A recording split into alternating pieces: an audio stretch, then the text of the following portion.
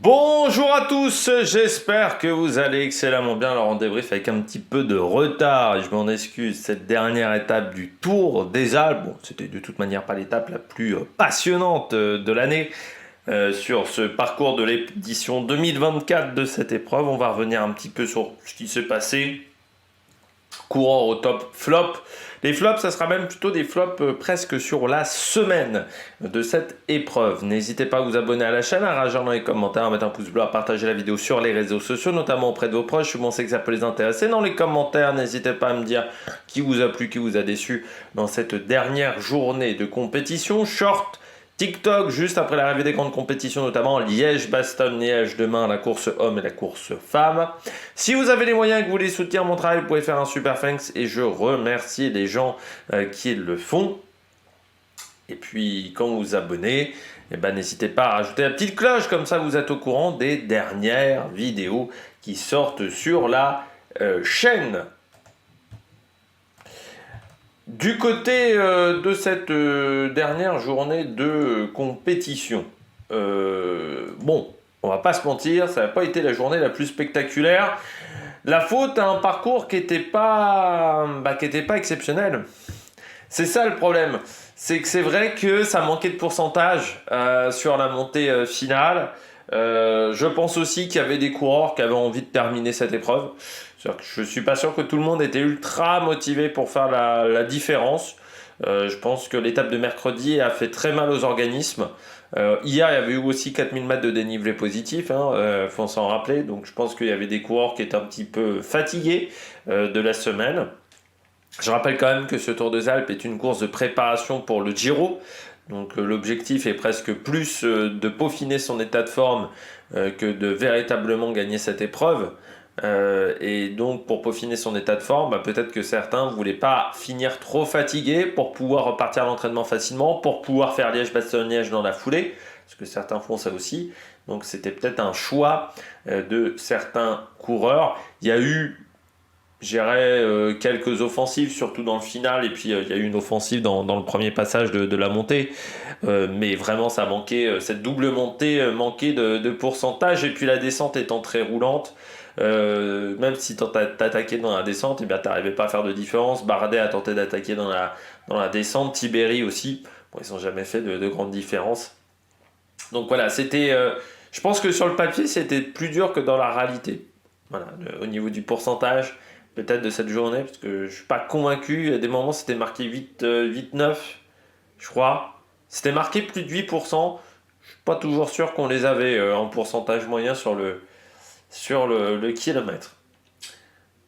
Bah voilà, je vais pas rajouter grand chose, ça s'est fini au sprint, avec un grand paré peintre qui a su profiter du travail de ses adversaires, notamment de la Bahreïn avec un Montorstein Trahen, et qui a réussi à s'imposer sur cette journée. Allez, on regarde tout de suite les coureurs au top. Attaque de Marlou! Du côté des coureurs au top. Et je commence avec Aurélien Paré-Peintre. Le coureur français, qui a été bon aujourd'hui, Paré-Peintre, vainqueur de cette étape. C'est vrai qu'il ne faut pas oublier que Paré-Peintre a une particularité. Il s'était imposé au Grand Prix La Marseillaise dans un groupe d'une trentaine de coureurs. En 2021, lors sur un Grand Prix La Marseillaise où en plus il y avait pas mal de monde cette année-là, du fait que il y avait pas le Down Under, il n'y avait pas les courses en Espagne. Donc tout le monde s'était remis sur les courses françaises. Donc il a été très intéressant. Je trouve qu'il est en plus monté en puissance. Sur les 2 premiers jours de course, c'était pas forcément exceptionnel. Et puis plus la semaine a passé, plus il a fait du bon boulot. Je trouve que sur l'étape 4, par exemple, il roule beaucoup. Et puis là, il s'impose aujourd'hui, 5e également de l'étape de Schwartz, 14e de Paris-Nice aussi, 3e du Tour des Alpes-Maritimes, 6e de l'Étoile de Bessèges, 5e de la Classique Var, 9e de l'Ardèche Classique. Donc il y a pas mal de bons résultats en ce début de saison du côté de Paré-Peintre, un peu dans la même lignée que sa formation, c'est vrai, il enchaîne. Lui qui fera le Tour d'Italie, Aurélien Paré-Peintre, donc au tour de Ben O'Connor normalement, si je ne me trompe pas, ça va le mettre en confiance avant Liège-Bastogne-Liège et avant ce Tour d'Italie. Voilà, un coureur qui a fait du bon boulot tout simplement aujourd'hui. Et puis on sent un coureur qui arrive à maturité, 28 ans, Aurélien Paré-Peintre. Voilà, c'est un coureur qui est plus performant. Et puis avec son frère, ça se passe bien aussi. Valentin fait 3. Aujourd'hui, Valentin qui lui a fait un énorme boulot, quatrième de ce Tour des Alpes. Les deux qui vont faire le Tour d'Italie. Et puis bon, on l'avait vu notamment sur l'UAE Tour, il avait fait un énorme travail pour Ben O'Connor. Il est depuis le début de saison quasiment autour de Ben O'Connor. Il avait fini 8ème également du Down Under. Valentin Paré-Peintre, donc les Paré-Peintres en ce moment, ça marche très très fort. Que ça soit Aurélien et Valentin. Et c'est vrai qu'Aurélien, là en ce moment, je trouve, monte en puissance. Et Ben O'Connor, il aura une belle équipe autour de lui sur le prochain Tour des Alpes. Parce qu'il y aura aussi Damien Touzé, Larry Warbès, qui est toujours un bon grégario, Larry Warbès. Donc il y aura une belle équipe autour de Ben O'Connor. Ensuite, il faudra avoir les résultats pour le coureur australien, qui s'en est bien sorti aussi, parce que il était tombé. Alors il a eu des coups de moins bien. Mais un peu toute la semaine, Ben O'Connor, c'est-à-dire qu'il y a des moments où ça allait bien, il y a des moments où c'était un peu plus compliqué, notamment hier, là aujourd'hui, avant-hier et hier. Donc voilà, je pense que l'état de forme n'est pas encore parfait du côté du coureur australien, parce que là aujourd'hui il fait que 13e de l'étape, donc c'est l'avant-dernier du sprint aujourd'hui. Donc voilà, il y a eu des petites différences de niveau pendant la semaine. Voilà, ça a été parfois un petit peu plus compliqué. Ben O'Connor donc qui finit deuxième, Paré-Peintre qui finit quatrième, Valentin Paré-Peintre. Et bien pour cette équipe, ça fait 350 points. Voilà, UCI. Donc ça continue, ça cartonne pour cette formation depuis le début de saison. Je vais même vérifier du côté d'AG2R. Et Aurélien Paré-Peintre marque 5 points UCI, avec une 22e place. Donc voilà, toujours cette grande semaine pour cette équipe qui poursuit. Et puis Paré-Peintre, il finit pas très loin au classement des jeunes. Il y a Tiberi qui le devance, mais de 2 secondes seulement. Donc ça a été une belle semaine. Avec un Verschuren qui a fini 10e de ce classement, Kylian Verschuren, jeune coureur français de la réserve de l'équipe de développement Decathlon, champion de France amateur l'année dernière. Et pourtant il y avait du monde du côté des amateurs. Il était parti d'assez loin quand même pour remporter le titre de champion de France amateur. Et depuis le début de saison, il a fait qu'une course avec l'équipe réserve. C'était la Manche Atlantique, où il prend la 23e place. Sinon, il a fait que des courses pour le moment avec l'équipe 1 de Decathlon. Et il ira sur le Tour de Bretagne. Voilà, avec l'équipe réserve. Ça sera son objectif de la fin du mois d'avril. Ça sera dans 5 jours, le Tour de Bretagne.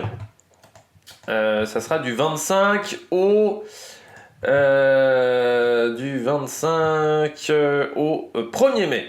Voilà, on arrivera le mercredi 1er mai, c'est un petit peu particulier, du jeudi au mercredi, voilà, pour cette épreuve du côté du Tour de Bretagne.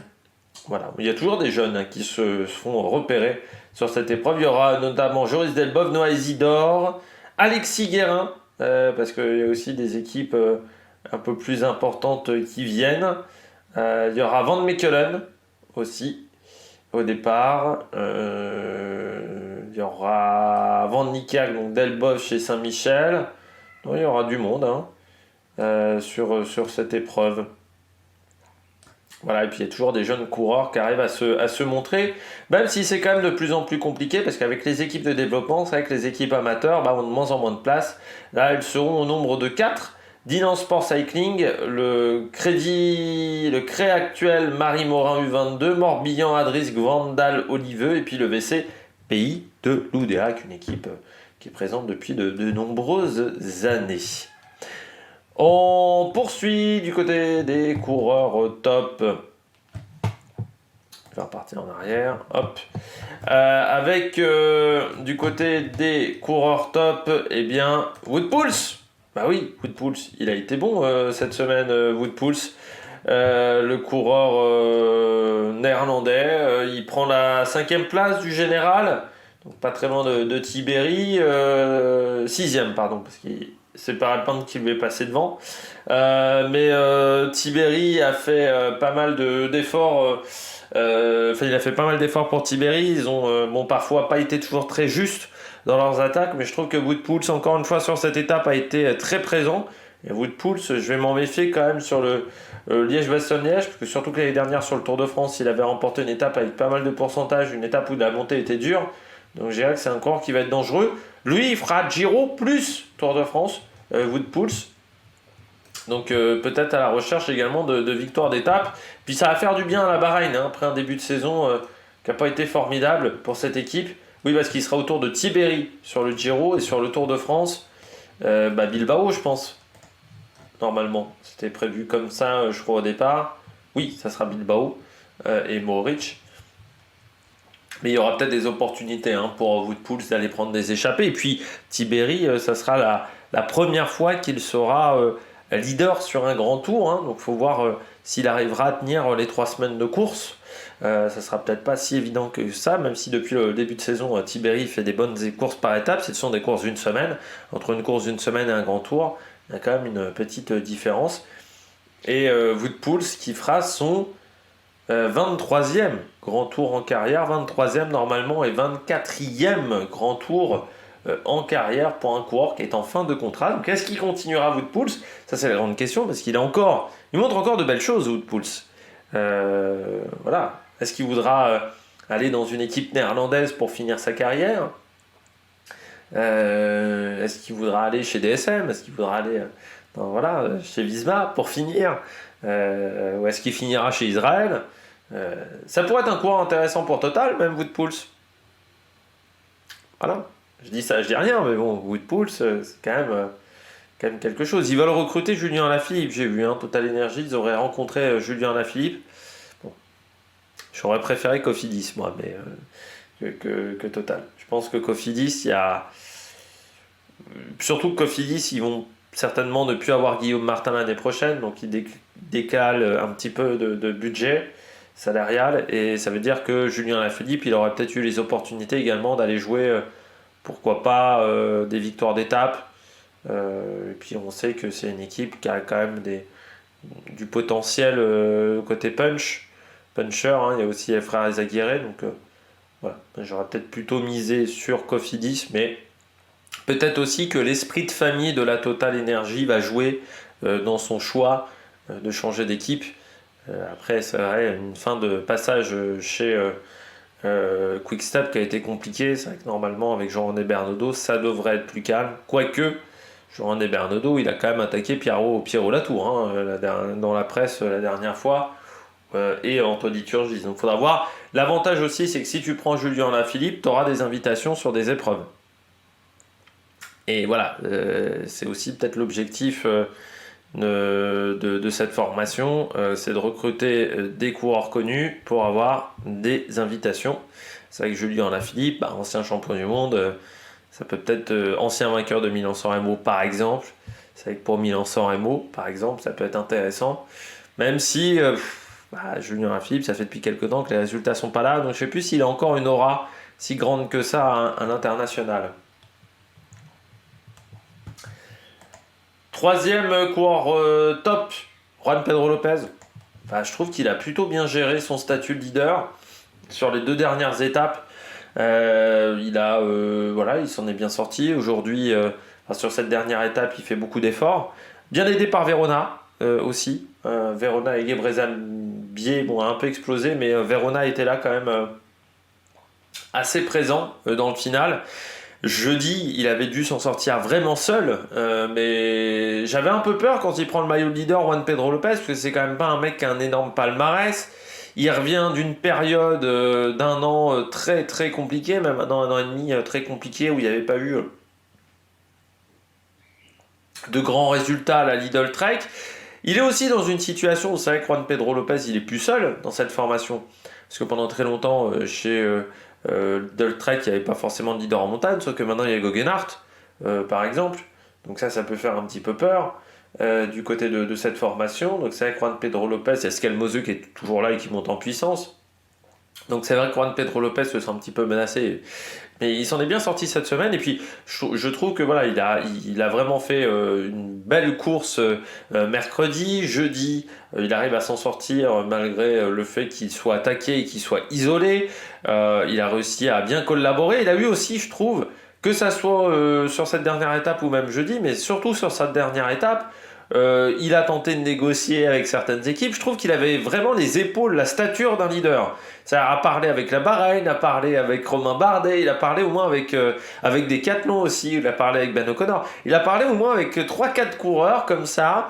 Il avait essayé de faire de faire rouler avec lui des coureurs lors de l'étape de jeudi. Et on sent qu'il a la stature d'un leader. Vous savez, c'est ce que je reproche souvent à David Gaudu, c'est peut-être de ne pas avoir les épaules d'un leader. Leader, c'est pas juste être bon en course, c'est plein de paramètres qui font que tu es leader. Bah, je trouve que Juan Pedro Lopez, sur le côté je suis un leader charismatique pour mon équipe et que j'essaye de pousser les autres coureurs aussi à collaborer avec moi, je trouve qu'il le fait pas mal. Et puis je termine avec un coureur très jeune, c'est Mathis Rondel, le coureur de la Tudor, français. Belle semaine de Mathis Rondel, 11e.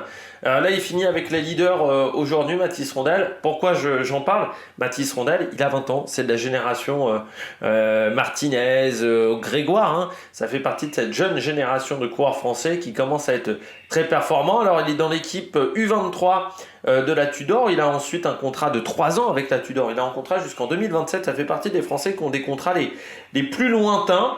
Et là, 5e du classement des jeunes, 11e du classement général, c'est très très bien. Il avait fait 12e de la semaine internationale Kopi et Bartali déjà.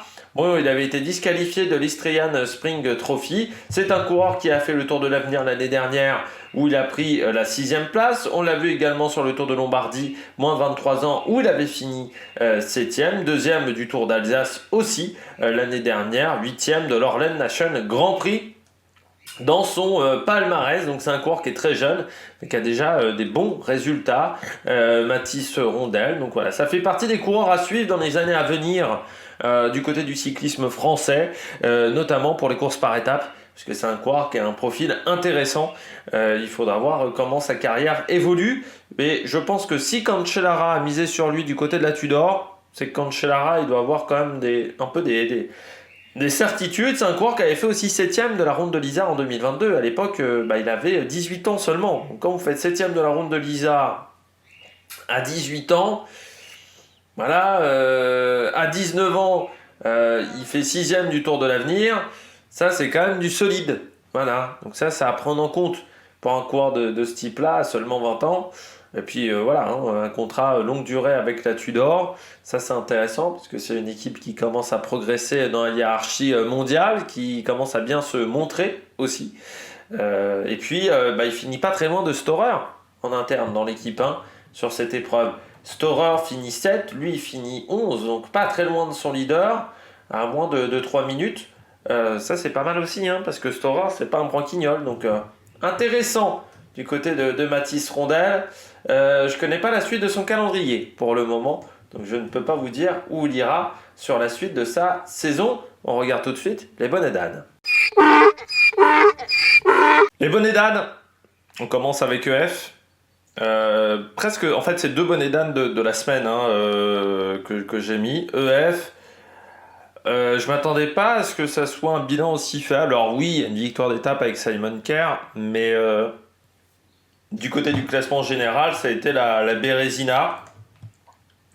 Vraiment la Bérésina, hein, quand on regarde de plus près le classement général, le premier coureur de cette formation EF Education Easy Post, c'est Esteban Chavez, mais seulement 16e. Puis après 28 pour Hugh Carty. Cepeda est seulement 44, il n'a jamais été dans le coup, hein, Cepeda pendant toute la semaine. Alors Simon Kerr, bon, il finit mieux qu'il avait débuté, mais même sur cette dernière étape, sur le dernier tour, il est plus loin. Bon, Bellocchi et Van der Lis sont un peu plus loin. Bellocchi, en plus, il n'avait pas couru depuis sa chute sur le Tour du Pays Basque, hein, il faisait partie de la grosse chute sur le Tour du Pays Basque. C'était celui qui a été le moins amoché de cette chute, mais quand même, il fallait reprendre mentalement aussi sur cette épreuve. Ouais, en fait, quand tu viens avec 4 coureurs, quand même, pour moi, qui sont quand même des coureurs sérieux, Cepeda demandé à Thibaut Pinot, Simon Kerr, Hugh Carty, Chavez, enfin, on est quand même sur des très bons coureurs.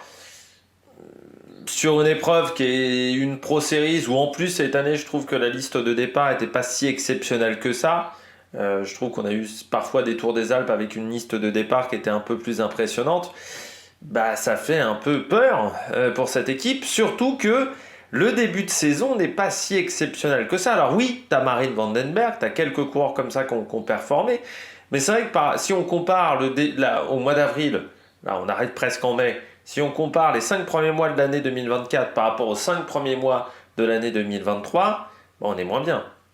On est moins bien parce que c'est vrai qu'il n'y a pas eu Paulès, par exemple. Parce que Carapaz n'est pas encore revenu à son top niveau. Benedit est un petit peu en dessous. Alors oui, tu as Vandenberg, qui est la bonne surprise de cette équipe, la bonne surprise qui confirme et qui progresse en termes de performance. Mais c'est vrai que derrière, je trouve que l'équipe, c'est pas exceptionnel. Et là, sur ce Tour des Alpes, bah ouais, on est passé à côté. Alors Chavez, c'est pas le mec le plus régulier. Bon, Hugh Carty, l'année dernière, il fait 2 de cette épreuve, Hugh Carty.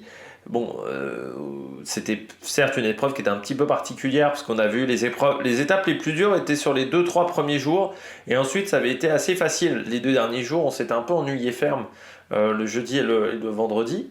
Le format était particulier vraiment sur le Tour des Alpes l'année dernière, mais Hugh Carty avait réussi à faire 2. Il avait suivi notamment Guggenhardt qui était en grande forme. Bon, derrière, il n'avait pas confirmé sur le Tour d'Italie. Mais là, Hugh Carty, il a disparu. Toujours des problèmes en descente. Hugh Carty, on parle beaucoup de Pierre Latour en France. Regardez la position sur un vélo de Hugh Carty, ça fait peur parfois. C'est un jeu. Il est beaucoup.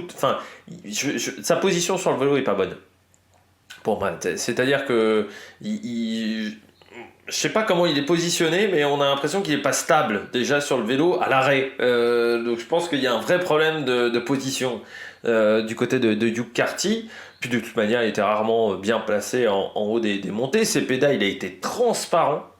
Mais vraiment, on ne l'a pas vu de la semaine, Cepeda. J'ai beaucoup plus vu son cousin du côté de la Cara Rurale que lui. Lui, vraiment nulle part, Cepeda. Donc ça, il faudra voir pourquoi. Pourquoi ça n'a pas marché. Et puis Simon Kerr, je pense qu'il jouait tout, il misait tout sur la victoire d'étape. Voilà, donc il a tout fait pour perdre du temps, pour ensuite pouvoir partir en échappée. Alors sa victoire d'étape, elle est impressionnante à Simon Kerr, parce que il bat quand même Higuita, il fait une belle journée. Mais c'est vrai que pour le reste, du côté du général, c'est un peu léger. Et puis je pense que même un Simon Kerr, sur une course comme celle-là, il est peut-être capable d'accrocher quand même un top 20. Tu sais, là, tu vois, de finir à 12 minutes comme Chavez, je pense que Simon Kerr est capable de le faire. Alors après, il a voulu jouer la victoire d'étape à tout prix, mais voilà, on aurait peut-être pu tenter autre chose. Donc voilà, un petit peu déçu de l'AEF sur cette semaine. Et puis deuxième déception, c'est la DSM. Alors pas Romain Bardet, parce que Romain Bardet, on l'a dit, les jambes sont plutôt bonnes. Alors il n'y a pas eu la réussite au bout, mais je dirais que la condition physique est plutôt pas mal sur ce Tour des Alpes. Pas parfaite, mais pas mal. Il est déjà à un niveau intéressant du côté de Romain Bardet. Par contre, l'équipe autour de Romain Bardet, il est seul, quoi. On parlait de Juan Pedro Lopez, je crois que même Juan Pedro Lopez a été moins seul que lui. C'est compliqué, c'est-à-dire que vous avez Romain Bardet qui fait 5, Lem Reise, il est 30e du général, 34 pour Hamilton, Robé Dont 51, Romain Combo 67, Oliver Piss est 86e.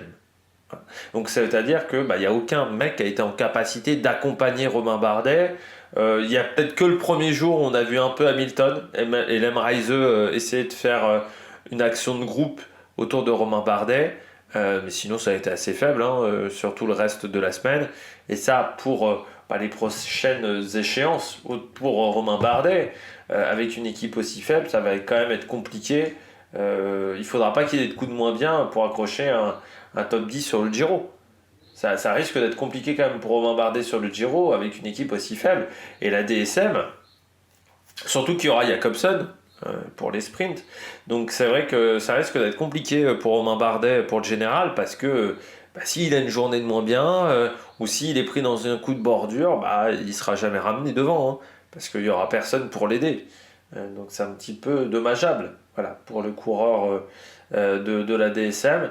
Et ouais, assez déçu, voilà, aujourd'hui de cette équipe DSM. Mais encore une fois, on en parlait dans l'épisode de départ fictif. C'est une équipe qui dégringole en termes de résultats, hein. La DSM, je ne sais pas si j'ai une statistique qui pourrait confirmer ça, mais sur les dernières années, c'est quand même compliqué. Voilà, on voit, même sur le nombre de victoires, par exemple. C'est une équipe en 2015 et en 2017 qui gagnait 18 victoires. Et en 2024, il n'y en a plus que 2. Alors, il y avait eu la bonne saison 2020 avec Krag Andersen, le Tour de France, Hirschi. On pensait qu'il y avait un renouveau de cette équipe. Et puis, ça s'est de nouveau dégringolé. C'est vrai que c'est compliqué quoi, maintenant en termes de niveau pour cette structure. Voilà, je trouve que c'est une équipe qui maintenant n'est plus exceptionnelle. Donc ouais, ça devient difficile. Voilà, ça devient vraiment difficile avec des résultats qui sont moins bons. Il n'y a plus véritablement de grands sprinteurs. Bon, il y a Jacobsen, mais pour moi Jacobsen c'est pas Marcel Kittel non plus. Il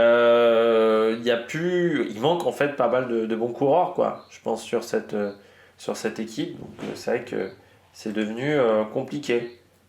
Voilà, tout simplement, c'est devenu assez compliqué en termes de résultats. Donc, un petit peu déçu, voilà, pour cette structure et en termes de résultats. Voilà, je trouve qu'il y aurait bien mieux à faire. Équipe qui a vu passer, pour ceux qui ne sauraient pas, Stefan Schumacher. Il est resté qu'1 an, mais après son passage chez Telecom, il était allé dans le team Lamonta.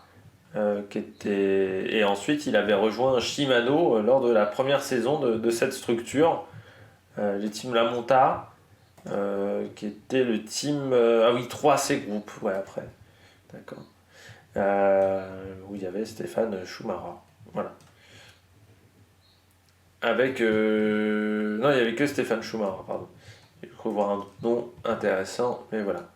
Coureur qui a fini sa carrière en 2017 dans une équipe qui s'appelait Kuwait Cartucho.es. Bon, après, s'être fait prendre pour dopage en 2008.